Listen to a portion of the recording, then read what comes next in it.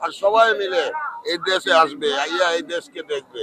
সব দেশ আসবে বাবা এই দেশে, এই দেশ দেখার জন্য আসবে। এই দেশে এমন কিছু আল্লাহ রাইখে দিছে, এই দেশে এমন কিছু আল্লাহ রাইখে দিছে, এই দেশকে দেখতে সারা বিশ্ব একদিন ছুটে আসবে ইনশাআল্লাহ।